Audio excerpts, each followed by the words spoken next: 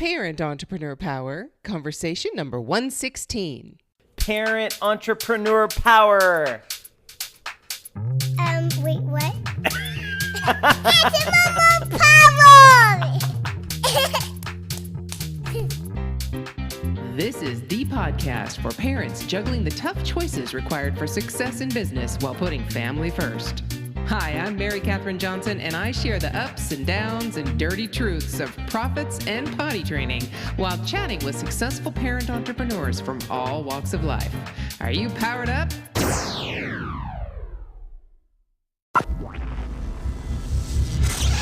Hey there, Power Parents. Guess who? You know who you're listening to, Mary Catherine Johnson. And I have a gentleman with me today that I have been following for a while now. I believe I was introduced to him on Entrepreneur.com. I read some of his articles because, of course, you know me, I'm talking and thinking all about parenting and business. So all of a sudden I was looking at something and there his article was, and it resonated so perfectly that I just had to read more and find out more about him. And this was several months ago now, it's probably 6 months to 8 months ago now.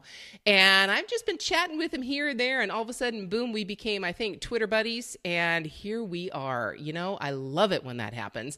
So here he is, without further introduction, JimJoseph. He's the president of Conan Wolf Brand Communications. He is an author and a blogger, but you know, most importantly, like the rest of us, he is a dad. So, hey there, Jim, how are you? I'm good. Thank you so much for having me. And that is like probably the biggest compliment you can possibly give me, is to say that you've read something that resonated and connected. That's just amazing. Isn't that what we authors, that's what we strive for? Exactly. To communicate our heart and to have other people resonate with it. Exactly. Yes. So there you go. Check one off. I'm one more. So welcome to the conversation, because really this is a conversation, and I invite people into this conversation who have something to say about the connection and the juggling and the struggling and the successes of being a parent and also being an entrepreneur. So tell me, just to get us started, your once upon a time story. How did you get into this whole gig? Well, once upon a time, the year was 1998, actually, and I had just come off of a really, really successful career on the client side at Johnson & Johnson and at Arm & Hammer. And I had a 3-year-old son and a 5-year-old daughter, and I needed more time. I mean, I was the primary caregiver, and I could not juggle the workload, the travel schedule, the demands, and take care of them. So I walked off the corporate ladder and I started my own agency. And while it appeared at the time, and certainly if you look back at history, it looks like that was such a brave entrepreneurial move. Isn't that amazing? The truth is, I did it so that I could be a dad. And I made it work career-wise, but I did it because I needed to be a dad, and I needed to be around, and I needed to have a really flexible schedule. And this was long before, working from home and technology to help all that. So that was my solution to balancing parenting and career. And fortunately, it worked, and it looks a lot sexier than it actually was, but I did it to be a dad. So what made the change, though? So we're talking, for 5 years you were a dad, and then you decided to make a change. What caused that? Well, the demands of career really caused a lot of it. As I progressed higher and higher up the corporate ladder, to use a very old school term, travel got a lot crazier, longer hours. I couldn't necessarily just have a babysitter cover for me anymore. And I just had to make a decision what was going to be the priority. And I've always had an entrepreneurial streak in me. There's no doubt about it at all. So I just, took a big, gigantic gulp and said, I'm going to go for this. And I started my own agency, which really kind of started out as a consultancy and then ultimately grew into an agency. But what I was able to do is I was able to kind of manage that growth as I was managing the kids' growth. So as they got more and more independent and their schedules got longer, I was able to branch out a little bit and build the team and start to travel. So it worked beautifully. I'd hoped it would, and it did. But it was all about balancing the two and just kind of managing demands. As family demands evolve over the course of your children growing up, and as work demands evolve as you take on more and more responsibility, kind of just juggling the two. Yeah. Well, and you just spoke straight to my heart in there. So I'm going to go with that, but I need to ask, I just don't want to leave this immediately because I'm always curious. We all have a tipping point in our lives in order to make a change. Something makes us tip. We're thinking about it, we're struggling with it, but something finally pushes us over the edge and says, done, done, I got to do it differently. What was that? Was that a particular trip where something happened? What was it? It's so funny that you say that because it was honestly Father's Day. And I had to miss a very key Father's Day that I had the kids alone. I was a single dad at the time. I needed to be alone with the kids, and I had to travel unnecessarily. It could have been completely avoided, but my team and my management said we were traveling on Father's Day. And I'll never forget one of the gentlemen that I worked with said that a day alone is Father's Day. And I remember thinking, not for me and not this year. And that was the tipping point. I said, I can't do this. I need to make my family the priority. Yes, I need a career. Yes, I need to earn a living. Yes, I need to support them. That burden's on me. But there are lots of ways to do that. And I can still make the children a priority. Wow. Wow. Father's Day. Yeah. And, I can tell you right now, there are many dads out there who have had that same exact situation happen, but made a very different choice. And there's no good or bad choice. No. It's a very personal choice. That's right. That was mine. That's right. But that's exactly what we're talking about. These are choices. So Right. if that's what you want, you are not stuck. This is not the only path. You can make a different choice. It's so much easier now. Yeah, I get you. 1998 wasn't that long ago, but it was not that easy back then. Flexible schedules, but 4-hour work weeks, all those things weren't there. No, and to be honest with you, there were even less options for men. Not that women have had it easy by any stretch of the imagination. They certainly don't, and they continue to struggle. We all do. But for a man to take a step off of a career path and say that it's for the children was unheard of. And even dad as a primary caregiver, quite honestly, it was not really spoken about and not really something that you waved a flag about because it wasn't really seen as all that strong. And thank God times have changed because now, parenting of all styles is embraced, all combinations. We live in a wonderful time as a parent. Yes. And I have to give you some support here because my husband and we've been married now, in May, it'll be 33 years. Wow. Yes, I was a child Congratulations. bride. I was a child bride. I was very young, but no, so we've been married a long time and we waited a long time to have kids. We waited 15 years to be able to have kids. Wow. And, when we did that, 1998 was when my first was born. And my husband was the main caregiver because I had the higher paying job. Yep. So he stayed home, and luckily he could do that. Here again, it's because he and his dad have a family business, an entrepreneurial family business. He is a tax accountant. So he could do that. He could structure his work life around our son, whereas I couldn't. I was climbing that corporate ladder. I was in blah, blah, blah, this, that, and the other, traveling, but just like you were talking about. So kudos to you. There were people at the time, but not very many. He would go to drop my son off at kindergarten, and the mothers would look at him like, what, who are you? And why are you here?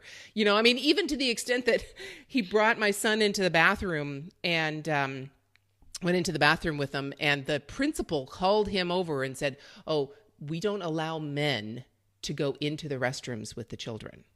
And he's like, this is my kid. What are you talking about? Because it was like, men might be the perverts and the pedophiles that might be going into the, kindergarten bathroom. It's like, wow, woman, what are you doing? This is my son. I'm a father. What are you talking? It was so foreign. So I get it. I had many a teacher, many a doctor, many a dentist, many a mom say, "Where's the mom? Yeah. Why isn't mom here? Why didn't mom bring him or her?" And to the point where I had a couple situations where they wouldn't even communicate with me because mom wasn't there, and I had to kind of make a stink about it. And I had primary custody, but the perception was mom raises the children. And again, I got to say, we've grown up a lot as a society, and it's every combination now is hopefully, at least the world I like to live in, is equally embraced and accepted. Well, New York and California, yeah, we got that covered. I'm in California, so I got it. Maybe it might be different somewhere else. But okay, so now I got to pull right into what you said before, which is your parenting and your entrepreneurial life basically took a parallel path, and a lot of the things that happened in your parenting and as your kids matured, your business matured. Okay. And you were able to spend more time and have a team and all those kinds of things. So now take me through that. So in the beginning stages, obviously any business starting it up is not easy. Right. And when you're taking basically a big risk with your family to say, I'm going to go out on my own and consult myself out. And, it led you to the agency and now led you to being an author and doing other things as well. But in that beginning, how in the world, well, let me ask you this. What skills do you think were most important at that time in order for you to build that and do that while you were a primary caregiver?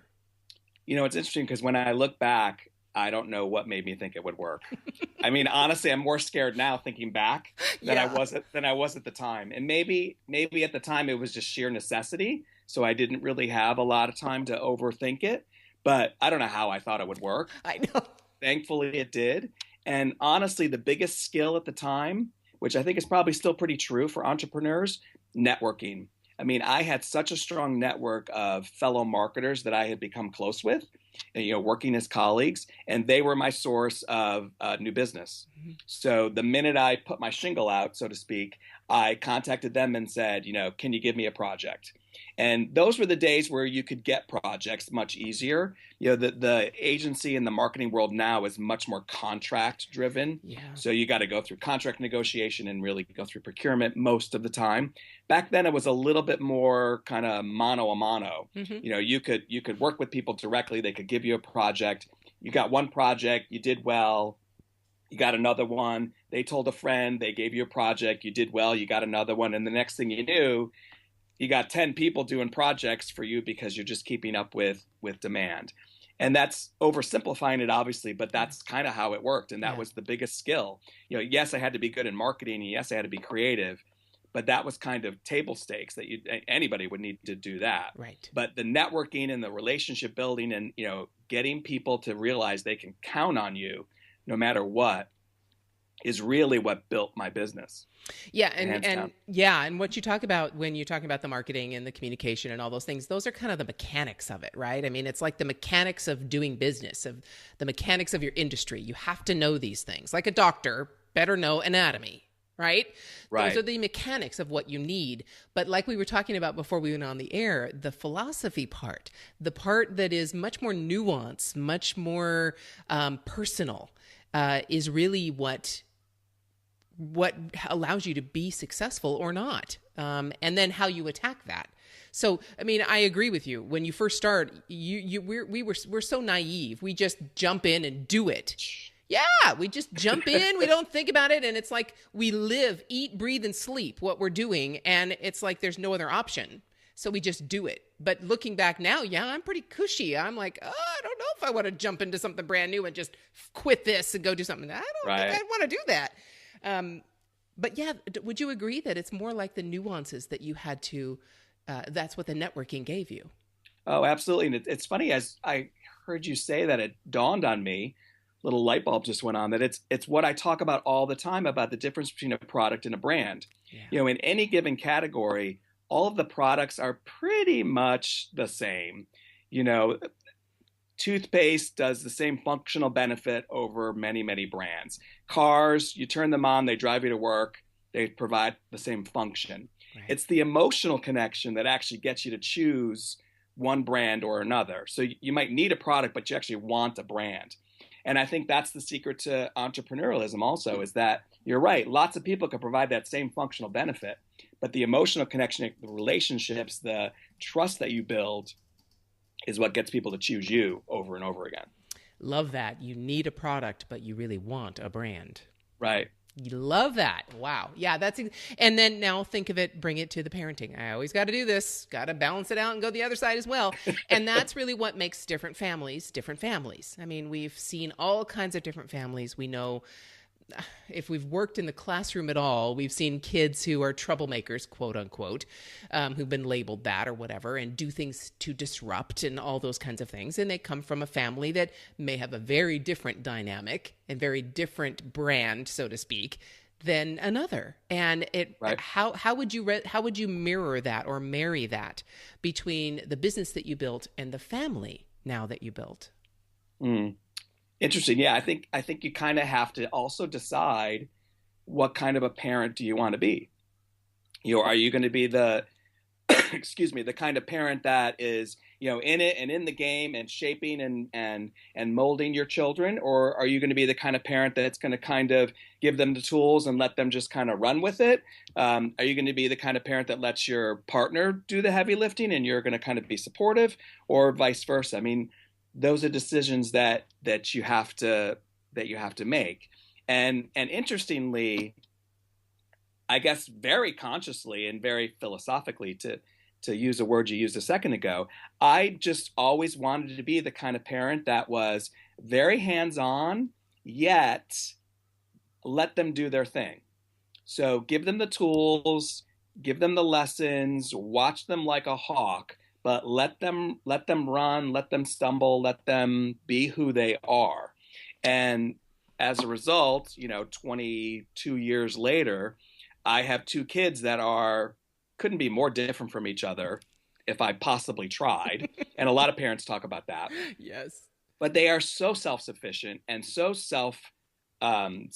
self-real, like they know who they are. They like who they are. Their friends like who they are. They're on their own paths, be it very different paths. Like how does it get better than that as a parent? It doesn't. And thinking back, it's so funny when I think of my kids when they were 4 and 7.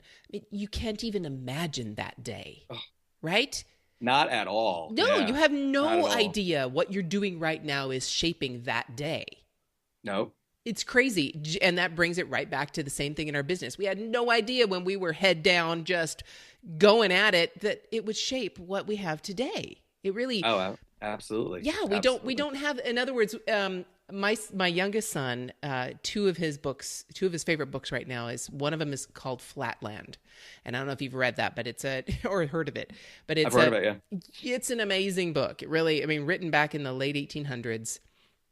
And basically the plot line is the world is full of two-dimensional creatures. And, however many angles you have, the more angles you have, the higher development you have. So a straight line, and get this, all women are straight lines. Anyway, so that's another issue completely. But anyway, yeah. So, the more angles you have, the smarter you are. So a circle is the epitome of intelligence. Well, a three-dimensional creature drops down into this world, and the two-dimensional people or shapes cannot even see that this thing is three-dimensional because they can only see two-dimensionally. So it is such a profound concept that we are still discussing it, and he read it last year, and now he's reading Einstein's theory of relativity. Wow. And he's putting those two nice things. Casual reading. Yeah. Oh, yeah. No big deal. Whatever. I didn't give him the book. He chose it. But he comes and talks to me about it, but talks about it more on a philosophical level, not just in the mechanics of the math. Right. And it's that same thing. We're two-dimensional in the phase that we're in. We cannot imagine the next dimension that our kids are going to go through or our business because we haven't been there. We don't have any frame of reference. Right. And you can plan all you want, and planning is good. And I'm a big proponent of planning, but it only takes you so far. You've got to go with the flow and live in the moment and adjust as you fly. And that's what you're saying, adjust. So you wanted to be a certain kind of parent, but then as your kids grow and as the whole dynamic changes, you might change that path. Oh, absolutely. And one kid might dictate that you become a different kind of parent, right? Absolutely. You might be a different kind of parent with each kid. even. Yeah, you might have to be. So anyway, that's enough about that. But the business side, I'm really interested in. So tell me a little bit more about Conan Wolf and how that then morphed into you writing articles and books, and tell me more about that path. Well, it's interesting. I ultimately ended up selling my agency, not so much because I was ready to cash out. I did it as a career move because at that point, my children were much older. They were super busy. Our schedules were much more manageable. And I kind of tapped out in terms of how I was going to be able to grow the agency just because of the dynamics of the industry. So I knew that I needed to get back into like a big agency environment if I was going to keep advancing my career. So I sold my agency not to make money, but actually to get back on a career path. And it worked beautifully. I ended up being acquired by the Publicis Group and became part of the Leo Burnett organization, and then later moved over to the Saatchi & Saatchi organization. So I had a couple different experiences within that network of agencies. But what's interesting is that as I kind of started to come on the other side, if you will, of my children getting older, my business maturing, me becoming less of a doer and more of a helping teams, I just started to have a voice and a point of view that I never had before. I was always stuck in the middle of the work. So my point of view was always about the work. As I started to kind of mature, I guess, I started having a point of view about the industry and about teamwork and about how you should work together and about how you should build brands more in a conceptual way. And just for the heck of it, I started blogging right when blogging was kind of it was before Twitter even. And people read my articles and I was like, wow, somebody actually reads and they comment on it and they like what I have to say. And I started blogging, every couple of weeks and then every once a week and then every day. And then Entrepreneur asked me to start writing for them. And then I said, well, I've been thinking about a book all this time. Let me see if I could write a book. And sure enough, I was able to fill one and able to get it published. And that became a trilogy, actually, all about marketing, but big brand marketing and then small business marketing and then personal branding. And then just this last year, kind of in full circle to your point, I published a book about my journey as a father and how I had balanced all of it at a time when, I was single and actually coming out as gay and then coupled later on. And I never would have been able to write that if I hadn't made it to the other side. So it was a very retrospective look at one person's journey, but everybody's journey, because we all struggle with stuff. We all have obstacles we have to get through. We all face prejudice. We've all got stuff we want to get done. The details are different, but the story isn't so different. So it's just been super rewarding to kind of be on the other side and be somebody who tries to help and inspire, yet still in it every day, still working every day, still helping my kids, still driving a business forward. It's, that part of life hasn't changed. It's just got a little bit more retrospective on it, I guess. Yeah. And a little more perspective. You're flying a little higher this time. Right. Not so much down into, not necessarily ground level, a little bit higher than ground level, but not down into the nitty gritties as much. So you can get a little different perspective. Right. Well, and there's a whole nother generation of folks that are doing that now. Yeah. They're in tune with pop culture and they're in tune with how brands should be marketed. I'm just sort of here to help them and give them guidance and give them tools and, help them shape their careers, much like people did that for me.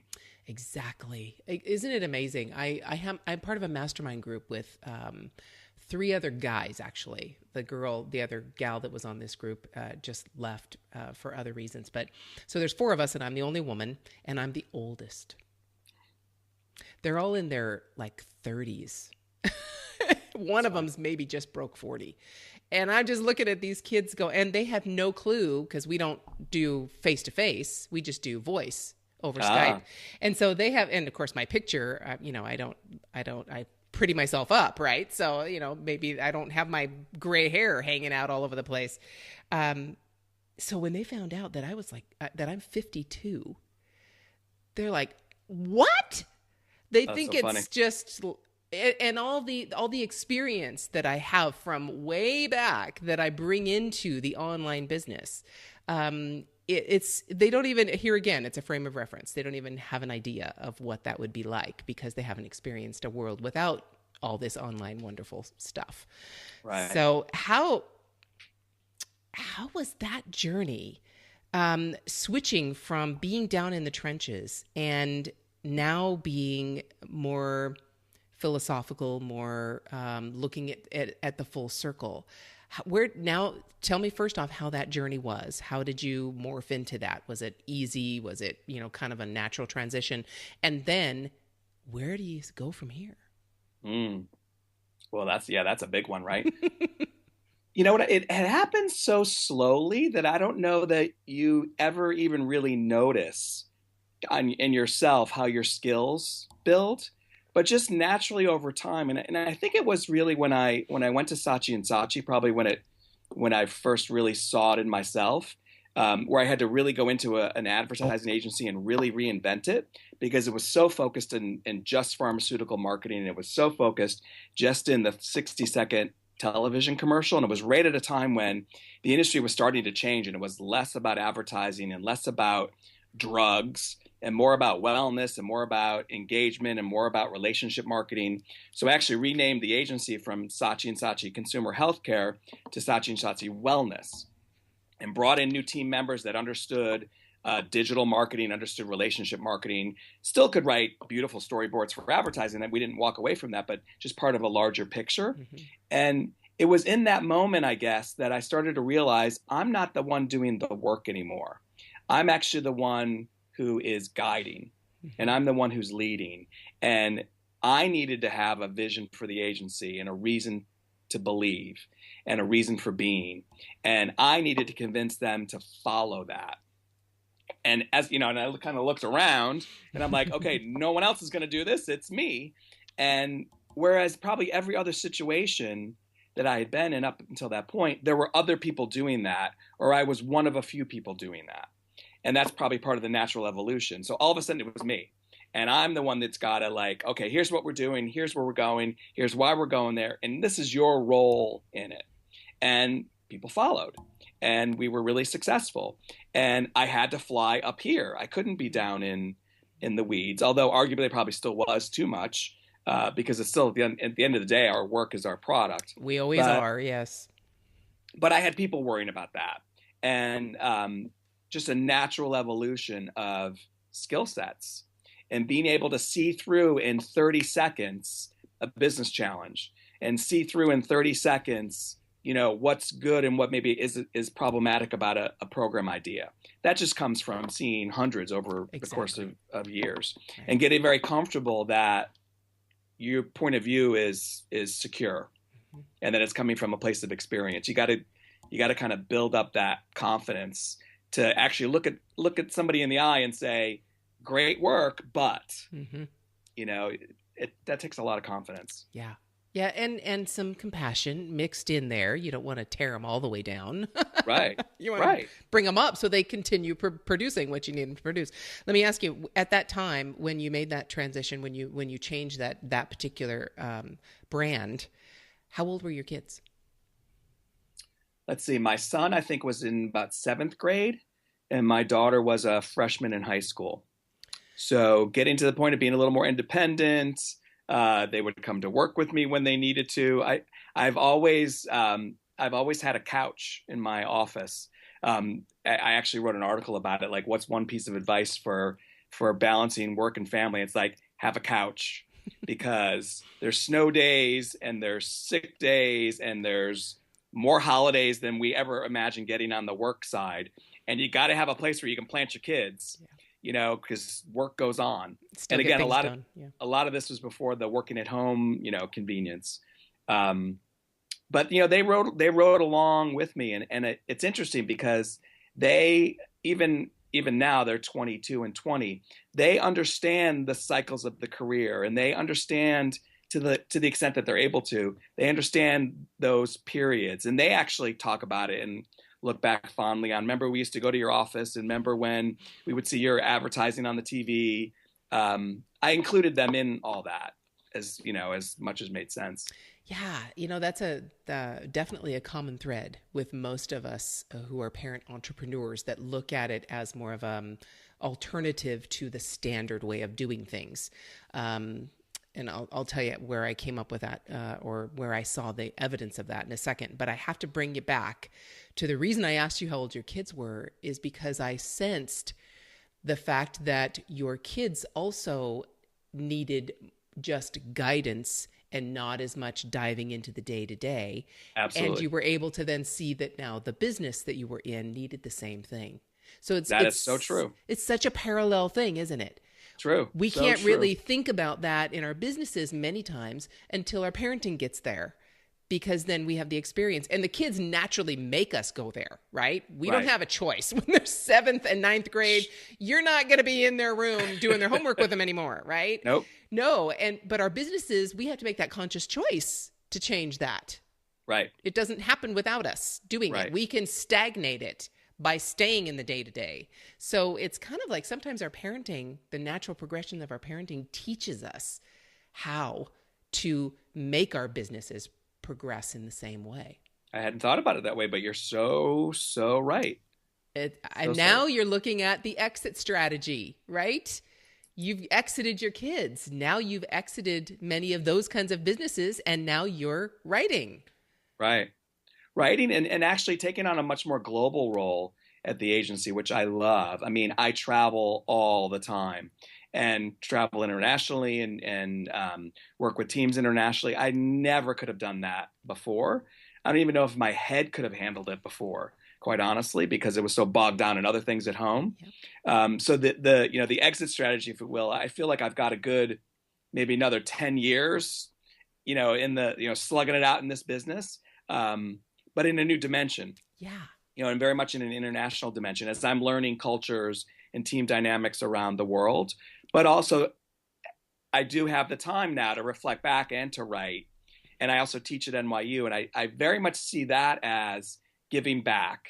I don't know that it necessarily appears that way, but that's how I look at it. Like, that's giving back. When you write and someone reads it and they resonate with it, that's giving back. Totally. When you teach the next generation, that's, it's not about money or career. It's about giving back and teaching the next generation how to be more creative, how to be more strategic, how to think about branding from someone who's, had a couple lessons learned through the years. Yeah. And had to adapt those lessons to the new marketplace, which is global internet-based communication, relationships. You've had to adapt that whole concept of branding and marketing to this new focus. Right. Yeah. And there'll be something new next year. Oh, yeah, totally. Yeah. Our kids will basically create the next thing. Right. Whatever it becomes. Right. Exactly. It'll be virtual realities, I'm sure. Or some sort of that. Right. Yeah. So I have to say something really quickly because I had in my 100th episode for this podcast, I went back to my previous 99 guests and asked them to interview their children and ask their kids questions about how their kids felt about having a parent as an entrepreneur. And I am not brilliant enough to come up with that idea. My son did. And the only reason we did that was because he asked me to interview him. So that morphed into, how about we have my guests interview their kids? And it was really funny that there were quite a few of the parents that said, you know what? I don't even think my kid knows what I do, or that I'm even an entrepreneur or anything. I still go to the office, go away, do a job, come home, talk about work, and parent in the more old-fashioned, quote-unquote, way. So this entrepreneurial life now has given us opportunities to change that dynamic completely. Your kids are involved in your business. My kids are involved in my business. They know nothing else. They know no other options. And so how is that going to help them create their own opportunities and create the next level of whatever they're doing? Right. It's wonderful that you did that. Kudos. I just had to say, wow, yay. You're one of those parents who chose to involve your kids, and that gives them a whole new dynamic. But now I have to be a little bit selfish here. because you just talked about being international and traveling quite a bit. And my family and I are taking our first trip to Europe this summer. Wow. Very first trip. Never Wow. been to Europe for, of course, not my kids, but definitely not my husband and myself. So we're going to, it's kind of weird. My husband coined it the blood trail. Because we're following our ancestry. So there you go. There's the blood. We're not murdering people. Oh, I thought maybe we were going to do like a war tour or something. Yeah, right. No, yeah. It's not about murder. It's not about actual blood spilling. It's about ancestry. So anyway. Well, that's cool. Yeah. That's very cool. So we're going to Norway, and each of us are taking a different part of our ancestry. Each of the kids and my husband and myself are taking a different country in our ancestry, and we are responsible for what we're going to do in that country. So my husband's taking Norway, because he's mostly Norwegian. My youngest son is taking London. My older son is taking Paris, and I'm getting Italy because I'm mostly Italian. So any advice for my first trip to Europe? Any basic piece of advice you can give me? And sorry, Power Parents, but I got this guy on the phone, and I'm going to take advantage of it. This is going to seem like it's coming out of nowhere. Okay. But my most favorite experiences traveling, particularly in Europe, and I learned this when I was on a trip with who was then my partner, now my husband, and his sister and my sister. So we did a sibling trip to Florence, Italy. And when we got there, we didn't really realize that not a lot of places would speak English. And we went to very local restaurants. Like, we did not go to touristy restaurants. And most of the local restaurants didn't speak English, or not well enough. And I would speak Spanish, and they would speak Italian, and we would kind of get along enough, but like, it was very foggy, obviously. So I learned to just say, "What should I have for dinner?" And the waiter or the chef, in some cases, because in some cases they were the same, right, they would just pick my meal for me. And it was such an eye-opening experience, because I was having things that I would have never ordered. Yeah. And a lot I didn't like, and a lot I loved, but it was irrelevant. It was just this experience that these people were giving us what they thought was important. And I now do that all the time when I'm traveling, particularly in Europe. Not so much at business dinners, but like in personal dinners when I'm out on vacation. I will ask what I should have for dinner. And it is the best way to experience food in other countries, because you're experiencing it through their eyes, not through your own. Yes. Especially Italy, especially Paris. Like, that's it. That's awesome. the piece of advice. That's fantastic, because I am very much the most adventurous one of our family in food. So I will do that, and I will model that and see where it gets us. Because you have to just sort of suspend, like, okay, if it ends up not being something I like, it doesn't matter. Mm-mm. It's not about the food. Right. It's about the experience. I could have a slice of pizza on the way home if I'm really starving. That's right. And I did that a few times. But but it's about the experience, not about hunger. That's it. And that's exactly what this trip is about, to really experience the culture. So we're doing unconventional things. We're staying in mostly bed and breakfast. Really not very many hotels. It's going to be like Airbnb, a lot of Airbnb, and little farm B&B that we found up in one of the fjords in Norway that basically serves breakfast and dinner. It's a half board, they call it. So you get dinner included, and it's served at 7:00. And if you're not there, you're not going to eat. So and they're probably you're going to eat what they made, probably. You eat what they make, and fabulous. It's all at a family table. Whoever's there eats. And it's just, that's exactly why we want to go. It's all the culture. It's not just going to the tourist place. And now my older one does want to go to Notre Dame, because apparently that's the first place where music was actually written down, was in Notre Dame. I didn't either. But that's where the first music was actually composed and written down. So he's got to go there, because he's a big music guy. So, yeah. I will tell you, plan a lot of time to go there. The lines that's the one place in Paris that I've always found the lines are really long. Just to get in? Just to get in. Yeah. But Paris is my favorite city in the world. Is it? There's so many. You need to go see the Tomb of Napoleon.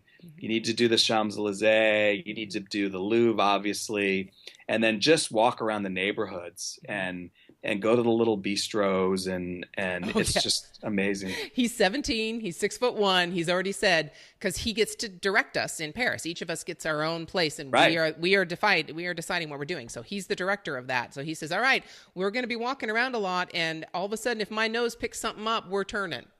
That's I'm like, awesome. go for it. We're behind you. We're going to eat whatever we're going to eat. And because that's it. He's like, food, it's it.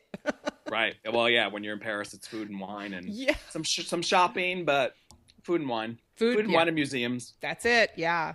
He's got to go see the catacombs. He definitely yeah. has to go. He has to try and scare his little brother as much as possible and, take him down and see skulls and things.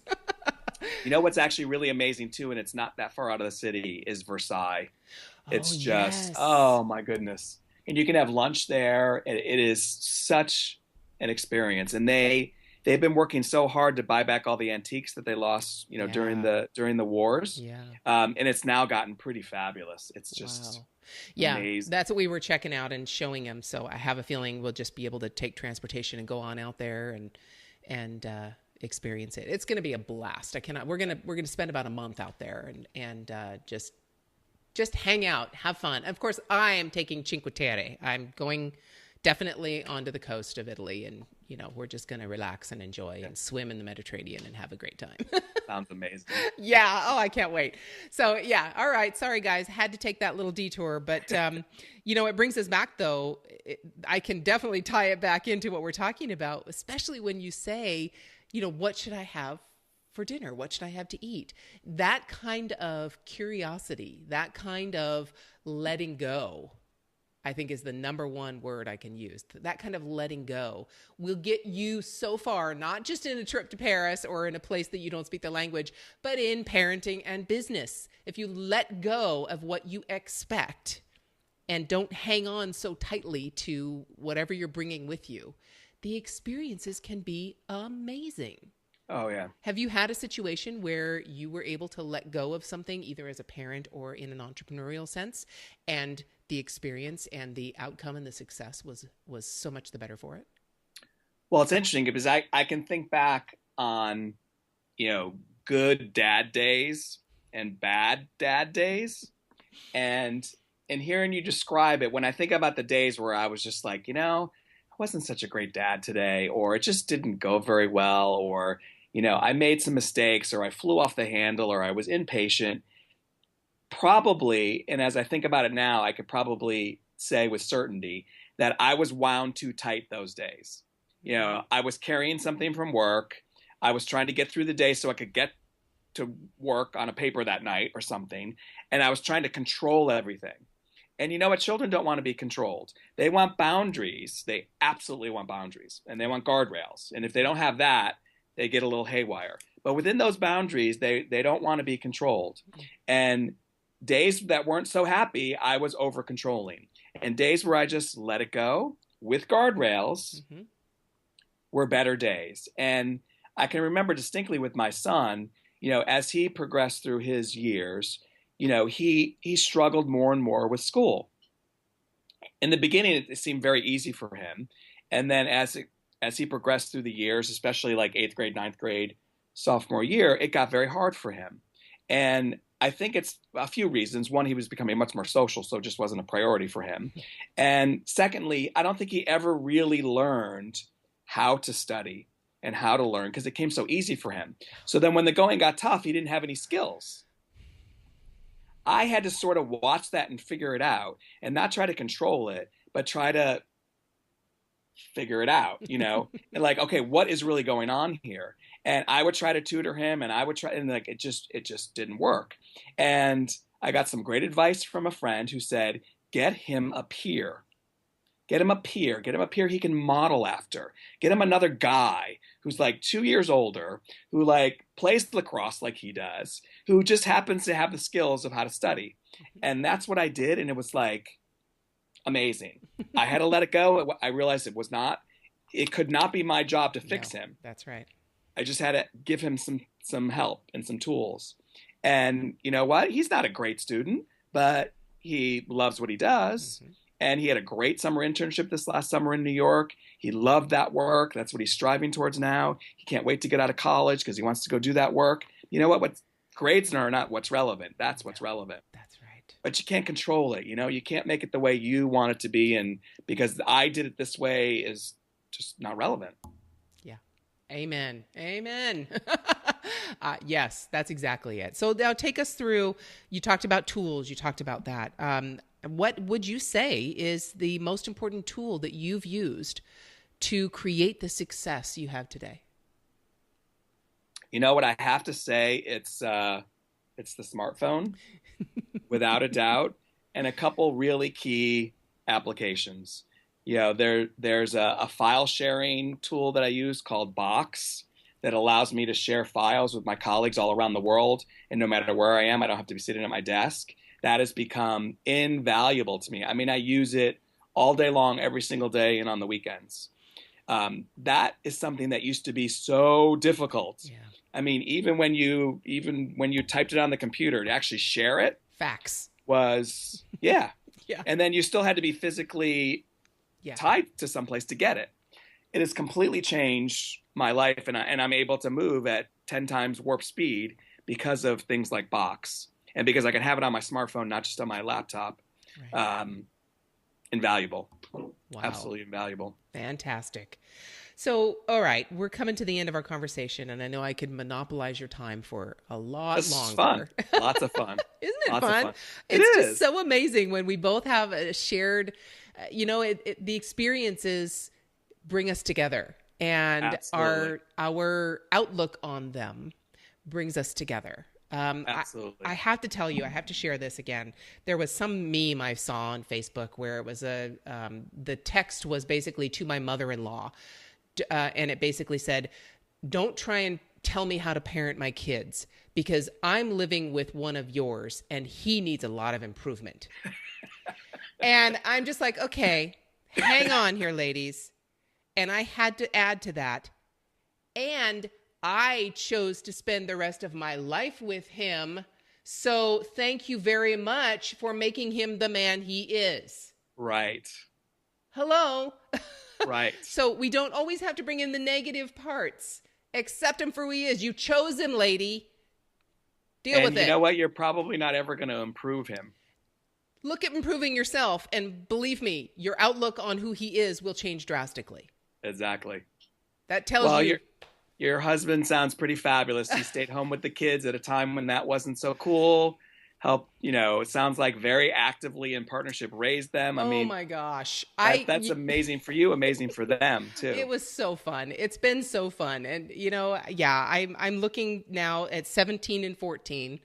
I'm looking at that exit for them, and it's a whole other life basically that really is opening up, and you don't realize that's what you're going toward when they're 2 and 5. You don't realize. And it sneaks up on you. I have to say, everybody told me that this would happen, and I didn't believe them. Yeah. But my daughter, went away to college. She went to Penn State, and that separation anxiety was awful. But I got over it because I accept every phase, right? But I'll never forget. I went to my first parents' weekend, and I wasn't able to go on Friday because too long of a drive, and I had to work late. So I went on Saturday morning, and I got there right about 11 o'clock, picked her up, and we immediately went to breakfast.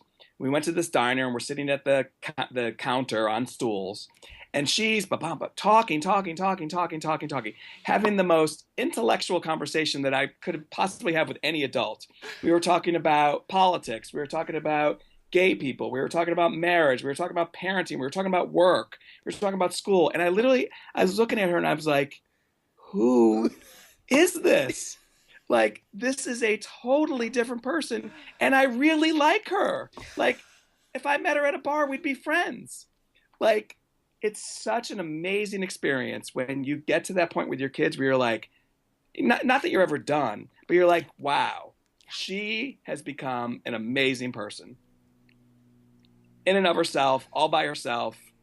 It's, and same thing with my son when he went to that, like, totally different, but I was like, wow. Like, I like this guy. He knows what he's doing. He's got his faults like all of us do, but he's even cool about that. It's a great place to be. Wow. That's amazing. It's all a phase. It's all the next phase. Yep. We're just coming up to the next phase. And Right. if I can wake up tomorrow and keep experiencing these phases, I'm a happy woman. Absolutely. That's all that matters. I never really hang on to the phases too long. Like I might mourn them for a minute, but then you got to jump right in, you know? You do. It's life. Otherwise, you're stuck. Wait. Yeah, I know. You got to enjoy it. Totally. Well, Jim, I got to tell you, it has been such an amazing pleasure chatting with you. I absolutely. really enjoyed it. I'm so glad. I would love to talk more if we could ever have you on again about your books and dive a little deeper in marketing. Maybe you could come and talk to some of we call ourselves power parents because of what we've been talking about, which is we already have the power in us with the skills that we develop as a parent to build a business. Sure. If we survive potty training, we got business. I always say there is nothing at work that is anywhere near as challenging as raising those two kids. Yeah.